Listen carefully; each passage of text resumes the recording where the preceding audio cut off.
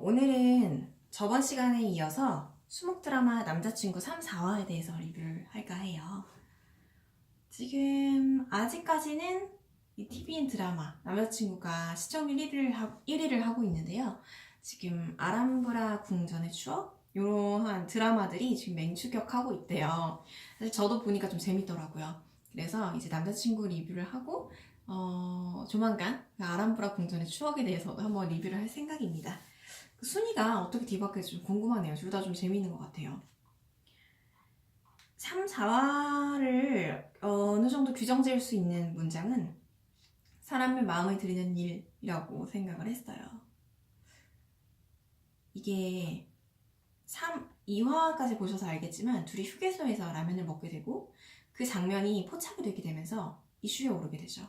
그리고 박보검, 즉 진혁의 얼굴이 이제 모자이크 처리가 되긴 했지만 그가 누구인가에 대한 이슈들이 매스컴을 타고 오르락내리락 하게 되죠. 이들의 짧지만 달콤했던 휴게소 데이트는 스토커라는 그 오명까지 쓴 채 더럽혀지게 돼요. 그리고 이 사실을 알게 된 수연은 참을 수가 없겠죠. 그런데 알고 보니 그게 전 시어머니의 횡포였던 거예요. 사실 수연은 결혼을 한 적이 있었어요. 아무래도 자신이 선택한 삶이 아니라 부모의 요구대로 살아온 삶이다 보니 어떻게 보면 부모의 욕심을 위해서 했던 결혼이었죠. 하지만 결국 그 결혼은 사실 당연히 오래갈 수가 없다 보니 이혼을 하게 되었고, 그럼 애도 시어머니의 행포는 여전히 지속되게 돼요. 그래서 그녀가 무슨 일을 하려고 할 때마다 사사건건 따라다니면서 그녀를 괴롭히게 되죠. 이번 사건 역시 그 시어머니는 우리 집안의 명예를 더럽혔다라는 생각이 들었기 때문에 조금 더 그녀를 괴롭히게 돼요. 그나마 다행인 건 그녀의 전 남편인 정우석이라는 캐릭터가 있는데, 이 남편은 사실 아직도 수연을 사랑해요. 그러다 보니 자신의 어머니가 그렇게 괴롭힐 때마다 수연을 뒤에서 보호하고 도와주려고 하죠. 그래서 그나마 수연이 어느 정도는 이렇게 보호하에 자신의 사업도 하고 자신의 일을 추진해 나갈 수 있는 건데, 만약에 남편이 없었다면 수연이 자신의 일 자체를 일으킬 수 없었을 거라는 생각이 들어요. 근데 그 정도로 무서운 사람인데, 사실 이 사건을 빌미로 이 시어머니는 수연의 일을 방해하게 돼요. 수연이 이제 호텔에 걸 그림을 정말 오랜 시간에 걸쳐서 장화백이라는 그런 화백님의 그림을 가져오려고 노력을 했는데 그 그림을 못 가져오게 막은 거예요. 그래서 막판에 이제 가져오기만 하면 됐는데 갑자기 그림을 안 준다고 하네요. 그래서 알고 보니 또 자기 시어머니가 했던 행동이라는 걸 알고 그대로 장화백을 찾아서 내려가게 됩니다. 무작정. 수연에게는 전 남편만큼이나 그녀를 오랫동안 옆에서 지켜준 사람이 있어요. 바로 남 실장인데요. 남 실장님은 사실 자신의 아버지의 친구인데 아버지 같은 존재이기도 하고 때로는 친구 같은 존재, 가장 믿을만한 존재예요. 그 역시 그가 보는 수연은 자신의 딸 같은 존재이고 항상 안쓰럽고 안 됐다라는 생각을 하다 보니 항상 수연이 뭐가 행복하고 뭘 좋아하는지에 대해서 집중을 하게 돼요. 그리고 그게 진혁임을 알게 되죠. 그래서 수연이 지방에 내려갔다는 소식을 듣고 곧바로 진혁에게 연락을 해서 진혁을 데리고 그대로 비즈니스 출장이라고 하면서 데리고 내려갑니다. 그렇게 해서 둘이 다시 재회를 하게 돼요. 그리고 그 둘의 만남을 보니 너무나 화난 거예요. 너무나 둘이 행복해하고 즐거워하니 남 시장님이 스르르 자리를 비켜주게 되죠. 그래서 둘이 모래성 쌓기 놀이도 하고 둘이 바닷가에서 좀 즐거운 시간을 보내게 되는데 놀다 보니까 저녁이 돼서 이제는 헤어져야 할 시간인 거예요. 그래서 조금 더 있겠다는 그들의 말에도 불구하고 그녀가 만류를 합니다. 내려가라고, 나 할 일 많다고. 그녀가 완강하게 만류를 하니 사실 이들도 더 이상 있을 수가 없잖아요. 그래서 서울로 올라가기로 결심을 하죠. 내려오는 내내 진혁의 머릿속에는 수연이 떠나가질 않죠. 계속 마음이 쓰이죠. 그래서 그 길로 바로 친구의 차를 빌려서, 아는 형의 차를 빌려서 그대로 다시 수연에게 내려가게 됩니다. 아까 올라갔던 사람이 다시 내려온 거예요. 수연은 이게 무슨 일이지? 하고 노크를 하는 진혁을 쳐다보게 되죠. 진혁은 말해요. 나 이 앞에 맛있는 해장국집이 있는데 그걸 못 먹어봐서 왔어요 라고 얘기를 하는 거예요. 말도 안 되는 변명인데, 망설였지만 수연은 알고도 그래요, 얼마나 맛있는지 먹어보죠, 넘어갑니다. 어느 정도 진혁의 마음을 헤아린 거죠. 그렇게 해서 둘이 해장국집에서 막 맛있게 먹어요. 그러다가 수연은 왜 왔냐고 물어봐요. 여기 왜 왔냐고. 그러니까 진혁이 대답합니다. 당신이 보고 싶어서 왔어요. 수연은 보고 싶었다는 그의 말에 굉장히 흔들렸을 거예요, 속으로는. 하지만 차분하게 누군가가 나를 보고 싶어 한다라는 것 자체는 너무나 고맙고 감사한 일이지만 사실 우리 관계는 아니다 하고 명확하게 얘기를 해요. 그때 진혁이 말해요. 우리는 무슨 사이가 맞을까요? 수연은 아니라고 부정하지만 사실 이 둘은 알고 있어요. 그건 아마도 가면 안 되는 길인 걸 알면서도 꼭 가고 싶은 그런 사이라는 걸요. 그래서 둘의 위험한 사랑은 어느 정도 시발점이 되게 되는 사건이 바로 이 3화에 있었던 것 같아요. 그리고 나서 진혁은 말해요. 아무리 어색한 사이라고 해도 커피 한 잔은 하고 헤어져야 되지 않겠어요? 라고 하면서 바닷가 앞에 있는 쥐기는 카페에 가게 되죠. 그림 같은 카페에 이 둘이 앉아서 시간을 보내게 돼요. 그리고 앉아있다가 갑자기 잠이 들어요. 진혁이 스르르 이제 수연의 어깨를 베고 잠이 듭니다. 수연은 말없이 앉아있다가 자신의 속 얘기를 하게 돼요. 자신이 어렸을 때부터 자신이 원하는 삶을 살지 못했다라는 거. 그래서 자신이 어떤 친구를 너무나 좋아하게 되더라도 그 친구가 하루아침에 멀어져야 했다는 그런 사실.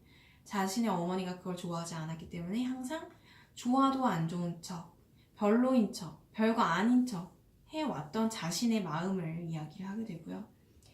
그래서 헤어진다는 게 너무나 괴로운 일이기 때문에 좋아진 걸 좋아지지 않은 척 다시 돌아서기 너무 힘들어서 나는 이 관계를 시작하고 싶지 않아요 라고 얘기를 해요. 잠이 든 줄 알았던 진혁이 사실은 잠이 들지 않고 다 듣고 있었죠. 이렇게 둘이 행복했던 시간을 보냈는데 이 역시 시어머니의 레이저에 포착이 되죠. 그리고 더 큰 계략을 준비하기에 이르러요. 진혁에게는 여자 사람 친구가 있어요. 하지만 이 여자 사람 친구인 혜인이 역시 진혁을 좋아하고 있죠. 그녀에게 손을 뻗쳐서 너가 사내 게시판에 이 둘의 관계를 폭로를 하면 내가 너를 진급시켜주겠다 하고 구미가 남기는 제안을 하죠. 하지만 친구로서 절대 그렇게 할 수 없다면서 거부를 해요. 그런데 다음날 사내 게시판에 이상한 글이 올라온 거예요. 차수연 대표가 자신의 지위를 이용해서 협력사의 직원과의 만남을 강제적으로 주도하고 있다라는 아주 불미스러운 글이 올라오게 되죠. 혜인이가 그 글을 쓰지 않았는데도 말이에요. 이들은 혜인이가 하지 않을 것이라는 걸 알고 같은 팀의 다른 직원에게 요청을 했던 거죠. 그렇게 수연은 궁지에 몰리게 돼요. 그리고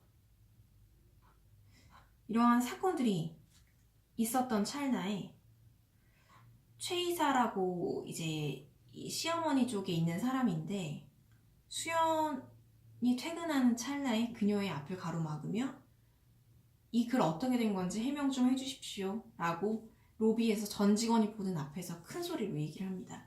일부러 그녀에게 좀 망신을 주려고 했던 행동이었겠죠. 그래서 그런 무례한 행동을 하고 있는데 사실 아무도 말릴 수가 없고 어떻게 할 수가 없죠. 주먹을 불끈 쥐는 수연도 사실은 뭐라고 말해야 될지 변명을 할 것도 없지만 사실 뭐라고 말을 할 수도 없는 거예요. 그래서 그 자리를 벗어나려고 하는데 갑자기 진혁이 저 뒤에서 대표님 식사 퇴근하십니까? 식사하셨어요? 라고 다가갑니다. 그리고 저번에는 뭐 사셨으니 뭐 제가 삽니다 이런 식으로 오늘의 데이트를 신청을 하게 돼요. 공개적으로. 그럼으로써 수연에게 씌어진 오명을 벗겨내게 됩니다. 사실 이러한 그의 행동은 그로서는 너무나 위험한 행동이었어요. 사실은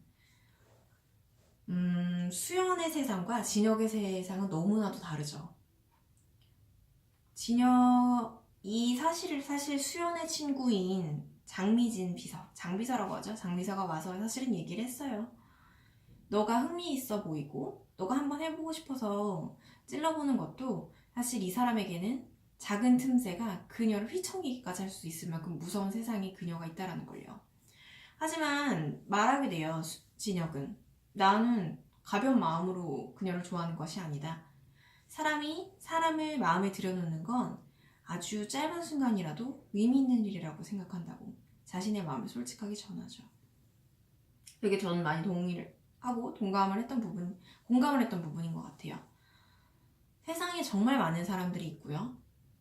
그리고 그 사람 중에 누군가를 만난다는 것 자체가 굉장히 확률이 적죠.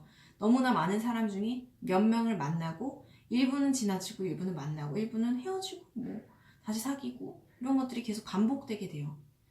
그러한 와중에서 내가 정말로 사랑하는 사람을 만난다는 것 자체는 몇만 분의 1 아니 몇십만 분의 1로도 표현할 수 없을 만큼 엄청난 확률이라고 볼 수가 있죠. 사실 사람을 좋아하는 것 자체는 굉장히 기적 같은 일이라고 저는 생각을 해요. 그래서 이번 화는 사실 사람이 사람을 마음에 들이는 일이라고 정리를 좀 했었는데요. 다른 분들은 이 화에 대해서 어떻게 느끼셨는지 저는 사실 궁금했거든요. 근데 저랑 같은 부분을 느끼고 계셨던 것 같아요. 그 부분에 대해서 좀 감동을 받으셨던 것 같아요. 제가 3화랑 4화에서 좀 재밌었던 장면을 뽑아보면요. 3화는 그 수연과 진혁이 모래성 쌓기 놀이를 했던 장면이에요. 이렇게 내려가서 이제 남 실장님이 데리고 내려오니까 둘이 다시 재회를 해서 바닷가에서 막 시간을 보내는 장면인데 거기서 이제 다른 분들이 댓글 달아주신 거 보니까 좀 재밌더라고요. 베스트 댓글로 달린 게 포도피치 폴라포님이 청포도가 포크레인이 되었다 라고 하셨어요. 왜냐면 자기가 홍수동 포크레인이라고 하면서 모래성 쌓기 굉장히 잘한다고 이제 너스리를 떨죠. 그 장면이 좀 귀여웠어요. 그래서 그렇게 달아주신 분들이 계시고요. 그리고 캉닥 224님이 송혜교 현우승 뽀짝뽀짝 미친아 진짜 이러시더라고요. 이게 연기지만 사실 연기 아닌 것 같은 느낌? 정말 실제 웃음인 것 같은 느낌이 좀 있었죠. 그리고 서윤이님이 진짜 설레 죽겠다. OST도 한몫하고 정말 그냥 두 사람 바라보는 장면만 찍어도 설레는데 흑흑라고 하셨고요. 또 캉닥님이 또 다셨어요. 계속 한 번만 더 하재. 주먹만 내는 마이웨이 차수연 포크레인 김진혁 세상 이쁜 투샷. 너무 둘의 그림이 예뻤어요 사실. 그리고 결량님이 이렇게 달아주셨네요. 우리가 다 아는 모래 따먹기 게임인데 왜 차수연과 김진혁 둘이어서일까? 왜 보는 사람이 이렇게 설레일까? 그리고 저 두 사람의 멋진가 예쁜 폭발하는 걸까? 너무 보기 좋다 라고 하면서 이제 다 좋아하셨고요. 아나 귀염 뽀짝 모래사장 여기저기 구덩이 파고 난리 날 듯. 아마 이 장면을 또 따라하시는 분들이 있으실 것 같아요. 그래서 3화는 좀 그런 모래 성쌓기 놀이 하는 게 좀 재밌었고요. 4화에서는 아까 전에 이제 제가 좀 얘기를 했던 사람이 사람을 마음에 들여놓는다는 것이라는 장면에 대해서 사람들이 좀 많이 반응을 해주셨어요. 리비아님이 박보검의 대사 하나하나에 견고하고 따뜻한 마음의 결정이 느껴진다.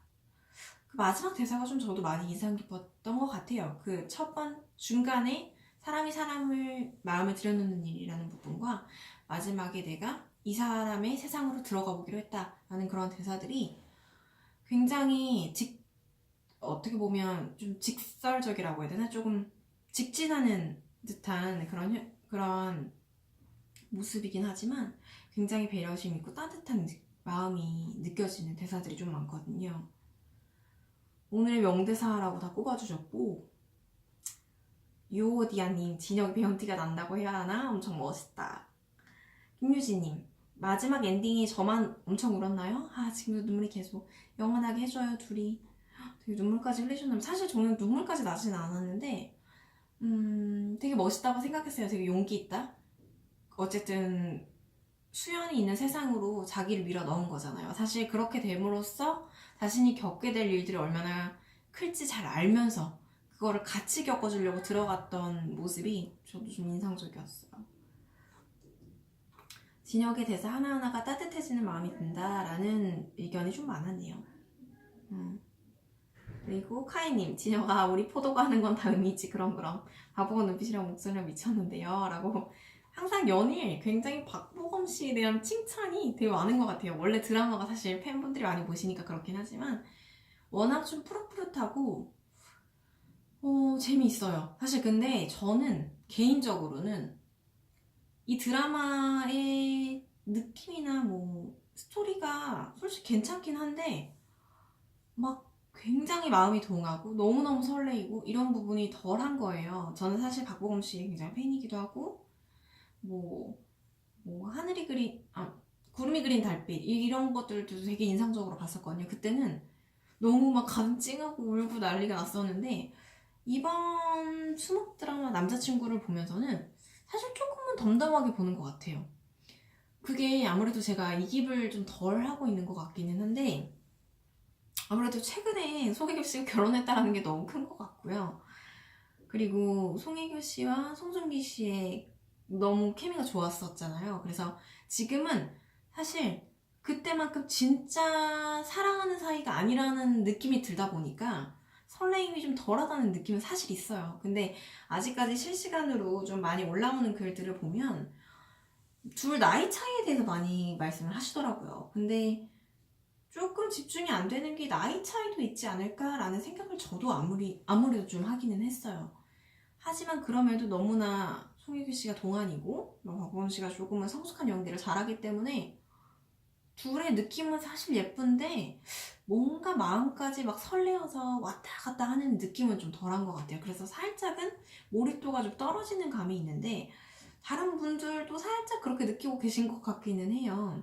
다음 화에서 또 어떻게 전개되느냐에 따라서 달라질 것 같기는 한데 얼마나 이입될 수 있느냐에 따라서 계속 이런 시청률 순위가 유지되느냐 아니면 변동되느냐라고 결정이 될 것 같다는 생각이 들어요. 오늘은 3, 4화까지 같이 한번 봤고요. 다음번에 5, 6화 한번 보고 그 다음에 다른 드라마들이나 책들도 함께 리뷰하도록 하겠습니다. 고맙습니다.